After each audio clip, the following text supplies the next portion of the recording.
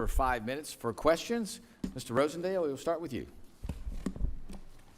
Thank you very much, Mr. Chair, for convening this important hearing and for Representative Zinke introducing legislation H.R. 8952.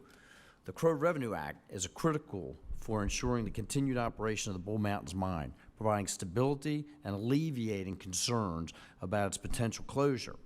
Montana and its tribes rely on coal production from Bull Mountain Mine to sustain good-paying jobs and to generate essential tax revenue for government services.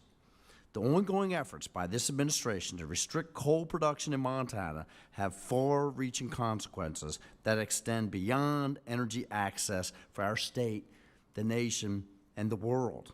In 2023, coal royalties for Montana state trust lands contributed $46 million to our public schools.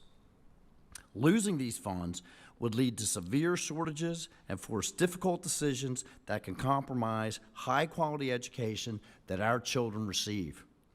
Moreover, this bill is essential for addressing the economic hardships facing the Crow tribe. It's not just a land swap, it's a lifeline that assures the future of the Crow tribe, supports Montana's children, and strengthens our national security. I urge my colleagues across the aisle to carefully weigh these significant implications before opposing this legislation simply because of its connection to coal. This bill is about much more than coal. It's about protecting America's interests and preserving the Western way of life in Montana. Chairman Whiteclay, thank you so much for being here today. It's great to see you again. Could you please comment on the ranking member's comments that the Crow will not share in any of these coal royalties? Yes, those statements are completely false. The Crow tribe will benefit in the realm of, I want to say on an estimated $100 million to the Crow tribe, $10 million for 10 years. And that would significantly help with the Crow tribe, seeing as we had a 90% reduction in our revenue to the Crow tribe from the Absalogan mine. Thank you so much. Now, $100 million may not mean much in this city because they spend billions, but I can tell you something. In the state of Montana, $100 million is a lot. Our entire annual budget for the state is $7 billion, roughly. $7 billion for the entire state. $10 million a year for 10 years to the Crow Agency is a large amount. Chairman Clay, in your testimony, you discussed the economic challenges faced by your tribe. Could you explain the do not pay list process and its impact on your tribe's economic standing? Yes, thank you.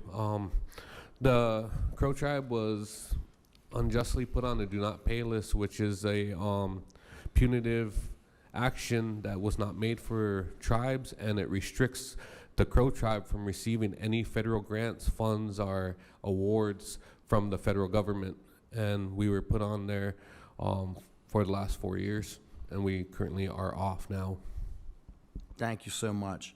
Mr. Johnson's testimony describes coal as a declining industry, suggesting it's unreliable for funding essential services and infrastructure, disregarding the fact that the Biden administration and radical environmentalists are regulating coal out of business, not natural market conditions.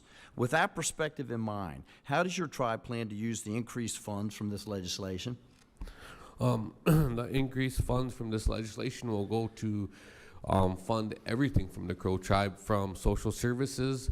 The MMIW is ground zero. My reservation is ground zero in the MMIW. We had 78 search and rescues this year alone for missing murdered indigenous, and it funds everything from social programs to the elderly funds to just about everything on the Crow reservation. We had to do that because we did not receive any federal grants or awards in my administration. Thank you so much. Mr. Johnson, thank you for being here. Please share my greetings to Ann Hedges. I haven't seen her in quite some time, and we did a lot of work in the state legislature. You referenced the potential for a boom and bust scenario resulting from this legislation. Are you suggesting that the Crow Tribe is incapable of responsibly managing its finances and preparing for future economic changes? Representative, no. And we fully support the tribe pursuing funding. However, part of the reason that we're here today is because of what happened on the reservation recently, in which the Absaloka mine shut down. And it lost its only customer, the Sherburne Generating Station in Minnesota. And that was a significant shortfall for the tribal budget. Now, that's just indicative of a much larger issue across the United States.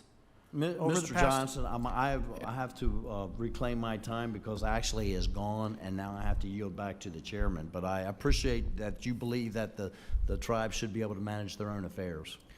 And Mr. Chair, as you could see, the chairman was actually disagreeing with some of those statements, so someone may want to inquire as to what he was referring to. I thank the gentleman from Montana. We